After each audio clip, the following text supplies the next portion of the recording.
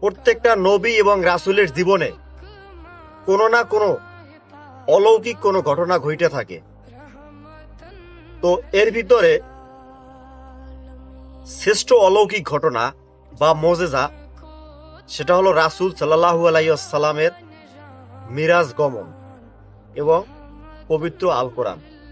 রাসূল সাল্লাল্লাহু সাল্লাম এর এই মিরাজ গমন বা ঊর্ধ্ব আকাশে ভ্রমণ, এইটা আমরা যারা বিশ্বাসী আছি, যারা আমরা পরকালে বিশ্বাস করি, আমরা কোনো ওয়ে ছাড়া নির্দ্বিধায় মেনে নেই যে রাসূল সাল্লাল্লাহু সাল্লামের মেরাজ হয়েছে।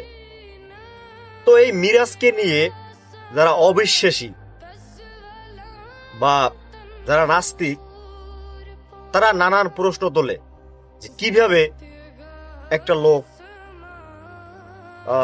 আজ থেকে 1400-1450 বছর পূর্বে আসমানে গেছেন এবং সেটা এক রাইতে দীর্ঘ 27 বছর কাটাই দিয়েছেন। এটা নিয়ে অনেক সময় অনেকেরাই প্রশ্ন তোলে, আসলে এটা কি পসিবল? এটার কি কোনো বৈজ্ঞানিক প্রমাণ আছে? হ্যাঁ, অবশ্যই এটার বৈজ্ঞানিক প্রমাণ আছে এবং এটা 100% বিজ্ঞানসম্মত। আল্লাহ কিভাবে করছে, আল্লাহ তার প্রিয় বন্ধু মুহাম্মদ সাল্লাল্লাহু আলাইহি ওয়াসাল্লামকে কিভাবে তার সাথে দেখা করাইছে, কিভাবে তার মেরাজ হয়েছে, সেটা আল্লাহ ভালো জানে। এবং আমাদেরকে কোরআন ও হাদিসে যেইভাবে এর বর্ণনা করা আছে আমরা সেইভাবে বিলিভ করি। তবে হ্যাঁ, এর বৈজ্ঞানিক প্রমাণও আছে। কিরকমের?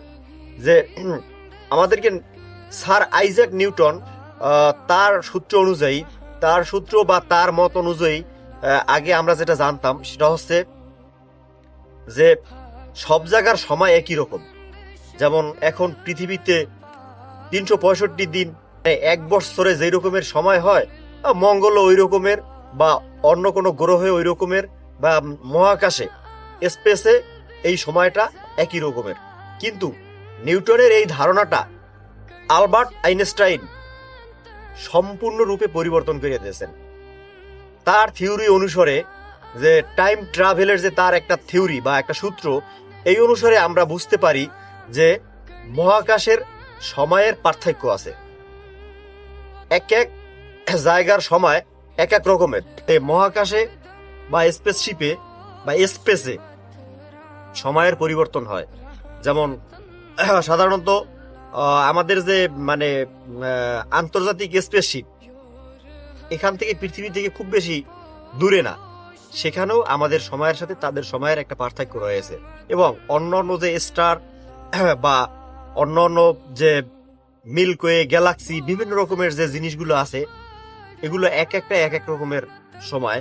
যেমন এখানে একটি বিষয় হচ্ছে, কোনো বস্তু যদি আলোর গতিতে চলে, তাহলে ওই বস্তুর ভিতরে থাকা যে মানে জিনিসগুলো, যেমন সাধারণত আমি যে এই ভিডিওটা বানাইতেছি, এই ভিডিওটা যদি আমি এমন একটা বস্তুর ভিতরে বসে করি বা একটা রকেটের ভিতরে বসে করি, আর ওই রকেটের গতি যদি হয় আলোর গতির সমান, তো ওইখানে বসে আমার যে সময়টা, আমি যে মানে সময়টা করব, এই সময়টা মানে মূলত মানে তখন আর কোনো সময় থাকে না, তখন এটা শূন্যে পরিণত হয়ে যায়। আমি যা কিছু করব, আমার এই লং টাইমটাও ও শর্ট করে দিতে পারে। আর যখন আলোর গতিতে কোনো বস্তু চলে, তো ওইটার তখন বস্তুও থাকে না, ওইটা একটা শক্তিতে রূপান্তরিত হয়। এভাবে আমরা আলবার্ট আইনস্টাইনের সূত্র থেকে বুঝি যে মহাকাশে সময়ের একটা পরিবর্তন হয়। তো আলবার্ট আইনস্টাইন আইসে আমাদের ওই ধারণাটা সম্পূর্ণ পরিবর্তন করে দিলেন। মানে তার থিওরি অনুযায়ী আমাদের সময়ের পরিবর্তন হয়, মহাকাশে এক এক জায়গার সময় এক এক রকমের হয়। তো এইখান থেকে আমরা বুঝতে পারি যে আসলে মিরাজকে বৈজ্ঞানিকভাবে প্রমাণ করা যায়।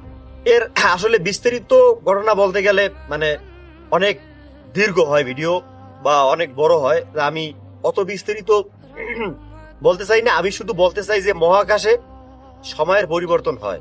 তো আল্লাহ তার রাসূলকে তার দিদার দেওয়ার জন্য বা তার দেখা দেওয়ার জন্য তিনি নিচে, যিনি এই সমগ্র পৃথিবী, মহাকাশ যা কিছু আছে, সপ্তম আসমান, হ্যাঁ, যিনি সবকিছু সৃষ্টি করছেন, তার কাছে এইটা কোনো ব্যাপার না।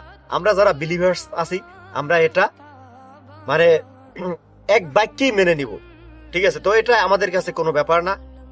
মিরাজ এমন একটা জিনিস, মিরাজ সম্পর্কে আমাদের সকলের বিশ্বাস থাকা দরকার, সকলের ঈমান আনা দরকার। যেমন আমরা পরকালে বিশ্বাসী, আমরা ভেস্ত দোজক বা আল্লাহ ফেরেস্তায় বিশ্বাসী, একইভাবে আমরা যারা মুসলিম আমাদের মিরাজের উপর অবশ্যই বিশ্বাস করতে হবে। হ্যাঁ, কারণ এটা রাসূল সাল্লাল্লাহু আলাইহি সাল্লামের জীবনের সবচেয়ে বড় একটা অলৌকিক ঘটনা, যে ঘটনার ব্যাখ্যা দিয়ে শেষ করা যায় না। তো সকলে ভালো থাকবেন। আসসালামু আলাইকুম।